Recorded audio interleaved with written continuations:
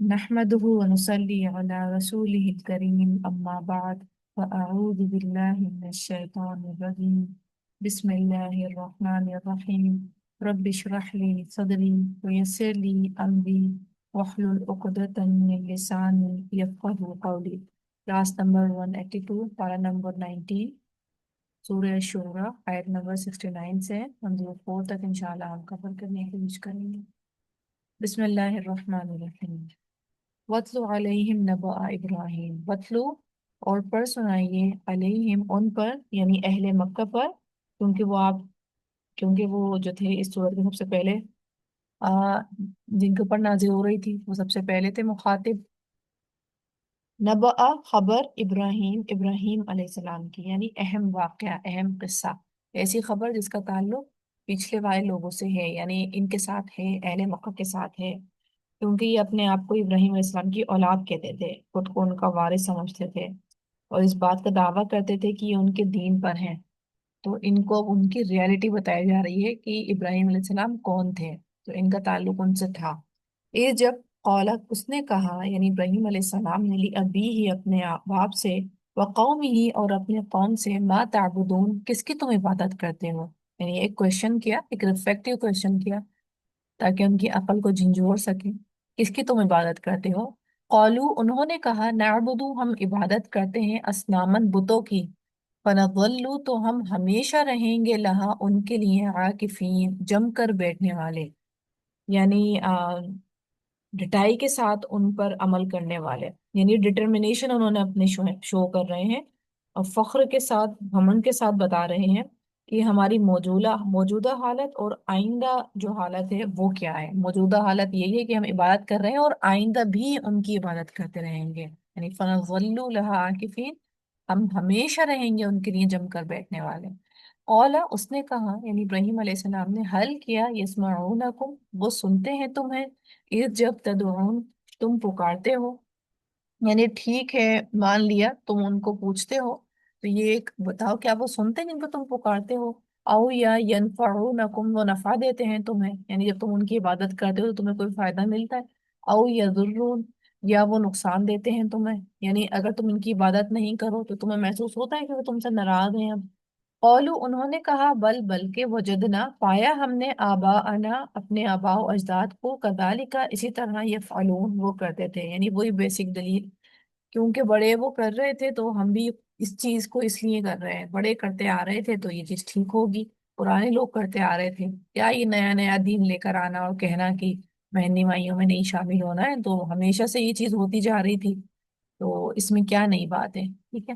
پھر قولا کہا، افرأیتم کیا پھر دیکھا تم نے، ماں جن کی، کن تم ہو تم، تعبدون تم عبادت کرتے، انتم تم، و آباؤکم اور تمہارے آباء و اجداد، الاقدمون پہلے، فإنہم تو بے شک وہ، عدو لی دشمن ہے میرے، اللہ سوائے رب العالمین کے. یعنی ان کو جھنجھوڑنے کے لیے کہتے ہیں کہ ان کی حقیقت کیا ہے، تمہیں پتہ ہے کیا کہ ان کی حقیقت کیا ہے جن کی تم عبادت کرتے ہو، تم بھی اور تمہارے آباء و اجداد بھی، حالانکہ وہ دشمن ہے میرے. کیوں؟ کیونکہ وہ شرک کا ذریعہ ہے، کیونکہ ابراہیم علیہ السلام کے خیال میں وہ ایسی طریقہ زندگی گزار رہے تھے جو اللہ سے ان کو دور کر رہا تھا. ٹھیک ہے، تو اس لیے کہہ رہے تھے کہ وہ دشمن ہے میرے، کہ وہ اللہ کی راہ سے ہمیں ہٹا رہے ہیں، بھٹکا رہے ہیں، مگر سوائے رب العالمین کے، یعنی اللہ کے سوا بس دشمن وہی ہے. اللہ دی رب العالمین کون ہے؟ وہ جس نے خلقنی پیدا کیا مجھے، فہوا پس وہ یہدین ہدایت دیتا ہے مجھے. کیونکہ موسیٰ علیہ السلام نے دیکھیں بڑے اسکوپ پر رب العالمین کا بتایا تھا، تعارف کروایا تھا کہ رب السماواتی والارض. ٹھیک ہے، یہاں پر ابراہیم علیہ السلام جو ہے پرسنل لیول پر اللہ تعالیٰ کو تعارف کروا رہے ہیں کہ اللہ تعالیٰ کون ہے. وہ ہے جس نے پیدا کیا مجھے، پس وہ ہدایت دیتا ہے مجھے، والذی وہ جو ہوا وہی، یہ تو یطعمنی وہ کھلاتا ہے مجھے، ویسقین اور وہ پلاتا ہے مجھے، یعنی رازق بھی جو ہے وہ اللہ ہے، یعنی اللہ پر توکل. وَإِذَا اور جب مرضت بیمار ہوتا ہوں میں، فہوا تو وہی ہے، یشفین وہ شفا دیتا ہے مجھے. یعنی ڈاکٹر کے پاس ہم جاتے ہیں تو وہ ایک وسیلہ ہے، سفارشی، یعنی شفا دینے والا کون ہے؟ وہ اللہ تعالیٰ ہے. اچھا، یہاں پر ابراہیم علیہ السلام کا پیٹرن ایک یہ دیکھ رہے ہیں کہ جیسے ہی شرک کا نام آتا ہے وہ اس کو دشمن کہتے ہیں. ٹھیک ہے، تو یہ ایک کوشچن ہم نے بھی کرنا ہے اپنے آپ سے کہ کون سی ایسی چیزیں ہیں ہمارے پاس بھی جو ہمیں اچھی تو لگتی ہیں لیکن وہ ہمیں اللہ سے دور بھی کر رہی ہیں، ٹھیک ہے؟ تو یہ چیزیں ہمیں دیکھنی ہے کہ کون سی ایسی علامات ہیں اور آلات ہیں کہ جو ہمیں پسند ہے لیکن وہ ہمیں اللہ سے دور بھی کر رہے ہیں، کیونکہ ابراہیم علیہ السلام نے تو آئیڈینٹیفائی کر لیا نا کہ ان کے بت جو ہے نقصان دہ ہیں ہمارے لیے۔ تو ہمارے پاس بھی یہاں پر صرف بت یہ نہیں ہے کہ بت کی شکل کا ہی کوئی بت ہوگا وہی نقصان دے گا، اور شرک صرف وہ ہے بھی نہیں، اور بھی طرح کے شرک ہیں۔ یہ ہمیں دیکھنا ہے کہ ہمارے پاس بھی کون سی ایسی چیزیں ہیں، کون سے ایسے شرک ہیں جو اللہ کے ساتھ ہم نے شریک ٹھہرائے ہوئے ہیں اور اللہ تعالیٰ بھی دور بھی کر رہے ہیں، ٹھیک ہے؟ دوسرا ہم دیکھ رہے ہیں کہ ابراہیم علیہ السلام جو ہے ڈائریکٹلی اللہ تعالیٰ کو کریڈٹ دے رہے ہیں، ٹھیک ہے؟ کہ خالق اللہ تعالیٰ ہے، وہ صرف کہنے کو نہیں کہہ رہے ہیں، وہ یہ چیز سمجھ بھی رہے ہیں۔ یہ ہم نے بھی اپنے آپ سے کوشچن کرنا ہے کہ جب ہمارے پاس بھی رزق آتا ہے اور پھر رزق میں کمی ہوتی ہے تو کیا ہم یہ سوچتے ہیں کہ مزید اسباب میں بڑھوتری کر دی جائے؟ یعنی اسباب میں بڑھوتری کرنا ایک اور چیز ہے اور اللہ پر توکل رکھنا ایک اور چیز ہے۔ ایک بات یہ کہنا ہے کہ چلیے اسباب آپ بڑھا رہے ہیں اور ایک جاب نہیں اچھی لگے دوسری جاب کو آپ شفٹ کر رہے ہیں، لیکن دوسری چیز یہ کہ جاب شفٹ کرنا ایک الگ چیز ہے، آپ اور بھی تھاٹس رکھ سکتے ہیں کہ آپ کی گروتھ ہوگی اور بہت ساری چیزیں، لیکن صرف یہ سوچ کے رکھنا ہے کیونکہ یہ ایک گھر کا مرد ہے، یہی کمائے گا یہی محنت کرے گا تو ہمیں اللہ تعالیٰ کھلائیں گے، ٹھیک ہے؟ تو وہ کون ہے؟ وہ ایک اسباب ہے۔ ڈائریکٹلی کھلا کون رہا ہے؟ وہ اللہ تعالیٰ کھلا رہا ہے، یعنی آپ ڈائریکٹلی کریڈٹ یعنی سامنے والے کے شکر گزاری کے ساتھ ڈائریکٹلی کریڈٹ اللہ کو دینے والے ہیں، کیونکہ یہاں پر ابراہیم علیہ السلام کتنے ڈیٹیل میں بتا رہے ہیں کہ رب کون ہے جس نے مجھے پیدا کیا، رب کون ہے جس نے مجھے ہدایت دی، رب کون ہے جس نے مجھے کھلایا اور پلایا بھی، رب کون ہے جب میں بیمار ہوتا ہوں وہ مجھے شفا بھی دیتا ہے، فلاں ڈاکٹر کے ہاتھ میں شفا کہنا اور اس کے اوپر ہی کریڈٹ دے دینا وہ کافی نہیں ہے، آپ شکر گزاری میں ضرور کہہ سکتے ہیں اور یہ جملہ کہنا چاہیے کہ اللہ نے اس کے ہاتھ میں شفا رکھی، اللہ نے میرے ذہن میں وہ فلاں ڈاکٹر ڈالا یا کوئی آئین بھی انہوں نے بتایا تو اللہ نے اس کے پاس میری شفا رکھی، ٹھیک ہے؟ تو سفارشی کون ہے یعنی شفا دینے والا کون ہے؟ وہ اللہ تعالیٰ ہے۔ پھر مزید ڈسکرپشن بتا رہے ہیں اللہ تعالیٰ کی، والذی اور وہ جو یمیتونی موت دے گا مجھے، ثم پھر یحیین وہ زندہ کرے گا مجھے، لیکن آگے بتا رہے ہیں کہ مطلب موت بھی دینے والا زندہ کرنے والا بھی اللہ تعالیٰ ہے۔ والذی اور وہ جس سے اطمع میں امید رکھتا ہوں ان کے یغفر وہ بخش دے گا لی میرے لیے خطیئتی خاطر خطا میری یوم الدین بدلے کے دن، یعنی وہ دنیا میں بھی میرا رب ہے اور آخرت میں بھی میں اس کو اپنا رب مانتا ہوں، یعنی دنیا میں بھی میں اس کو اس پر توکل کر رہا ہوں صرف اسی پر، اور آخرت میں بھی میں پھر اسی کا امیدوار ہوں، ٹھیک ہے؟ کیونکہ جو کافر ہوں گے فاسق ہوں گے وہ چاہ رہے ہوں گے کہ کوئی سفارشی آ جائے اور ان کے حق میں سفارش کر دے، کوئی ایسا دوست آ جائے جو ان کی سفارش کر دے، تو وہ بتا رہا ہے کہ وہاں پر کوئی سفارشی نہیں ہوگا، جب دنیا میں بھی صرف اللہ ہے تو آخرت میں بھی صرف اللہ ہوں۔ پھر رب بھی اے میرے رب حب لی عطا کر مجھے حکمن حکمت علم والحقنی اور ملا دے مجھے بالصالحین ساتھ نیک لوگوں کے، کیونکہ جب دعا کر رہے ہیں اب انہوں نے دعا شروع کی اور دعا میں وہ یہی کہہ رہے ہیں کہ مجھے حکمت بھی عطا کر اور مجھے نیک لوگوں میں بھی ملا دے، ٹھیک ہے؟ نیک لوگوں میں سب سے زیادہ جو بڑی کوالٹی وہ ہے انبیاء کرام کی۔ پھر وجعل لی اور بنا دے میرے لیے لسان صدقین زبان سچائی کی فی الآخرین بعد والوں میں، ٹھیک ہے؟ اس میں ہم یہ بھی کہتے ہیں کہ بعد والوں میں ہمارا ذکر خیر رہے، ٹھیک ہے؟ لیکن جو لسان صدقین ہے سچی ناموری، یعنی جب لوگ میری تعریف کریں تو ان کی تعریف سچی ہو، لوگوں کی تعریف سچی جب ہوگی جب میرے اعمال حقیقی معنوں میں سچے ہوں گے، اس کا مراد یہ ہے کہ لسانہ صدقین، یعنی میں صرف کہنے کو نیک نہیں ہوں گا، ٹھیک ہے؟ یعنی میں صرف اس لیے نیک نہیں ہوں گی کہ لوگ کہتے ہیں کہ لوگوں میں نے یہ چیز ریپرزینٹ کری ہوئی ہے کہ میں بہت نیک ہوں، لیکن اندر معاملہ کچھ اور ہے، یعنی میرا ظاہر بھی اور باطل بھی دونوں ہی نیک ہوں گے، ٹھیک ہے؟ دونوں جو چیزیں جو ہے میری نیک ہوں گی، یہ ہے سچی ناموری، ٹھیک ہے؟ تو یعنی اپنے آپ کو بڑا سمجھنا، دوسروں کو حقیر جاننا، ٹھیک ہے؟ یا پھر مفت کی بس تعریفیں بٹورنا، یہ قرآن میں آتا ہے نا کہ وہ کچھ لوگ ایسے بھی ہیں جو کچھ کرتے نہیں ہیں لیکن ان کو تعریفیں بہت پسند ہیں نہیں کرنے کے باوجود، جو وہ کام کرتے بھی نہیں ہیں اس پر بھی وہ کریڈٹ لینا چاہتے ہیں، ٹھیک ہے؟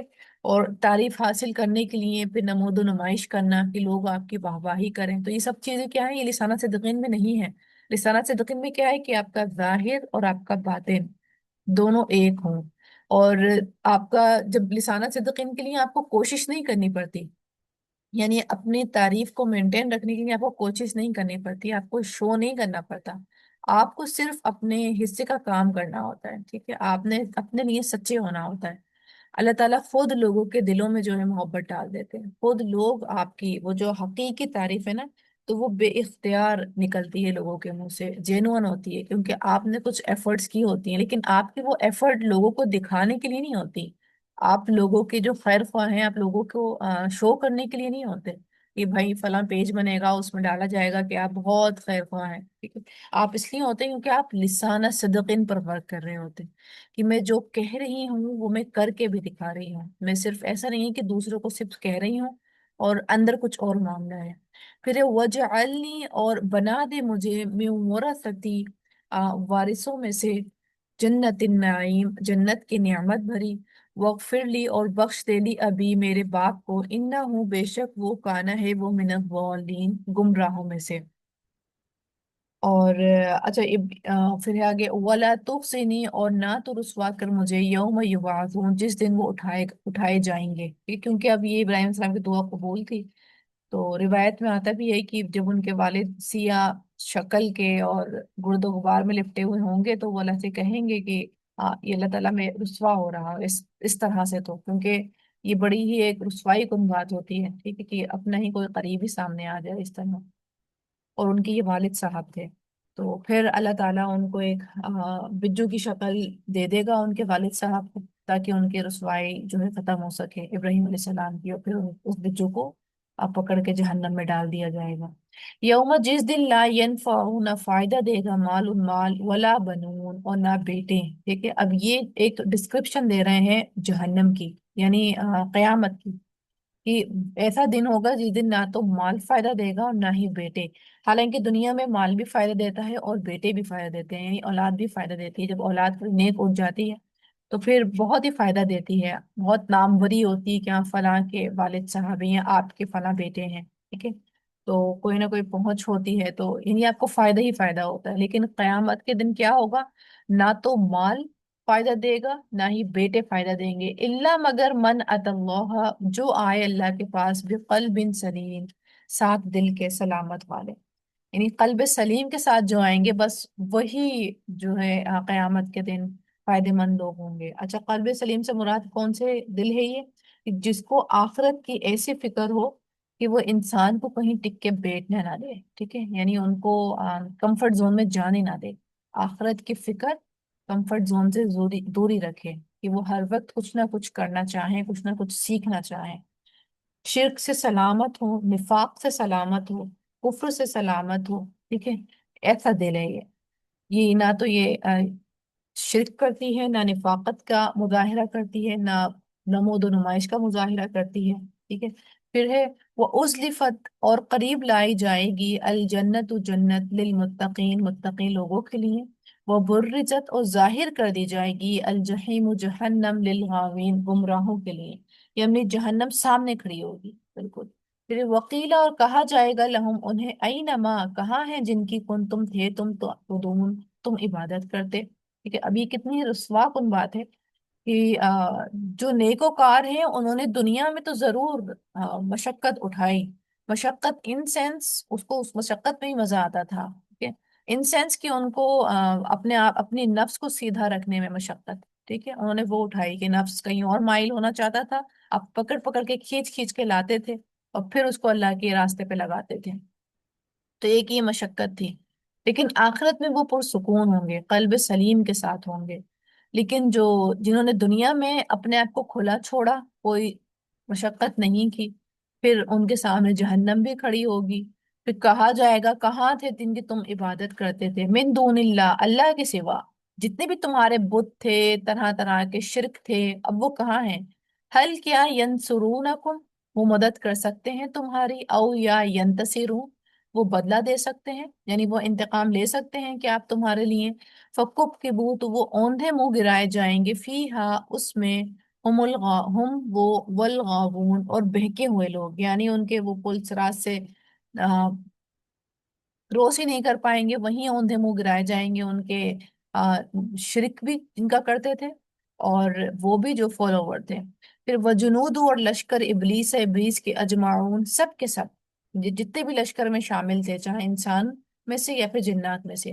قالوا وہ کہیں گے، وہم جب کہ وہ فیہا اس میں، یختصمون وہ جھگڑ رہے ہوں گے، ایک دوسرے سے جھگڑ رہے ہوں گے، تاللہ قسم اللہ کی، ان بے شک کنہ تھے ہم لفی ضلال مبین البتہ گمراہی میں کھلی کھلی.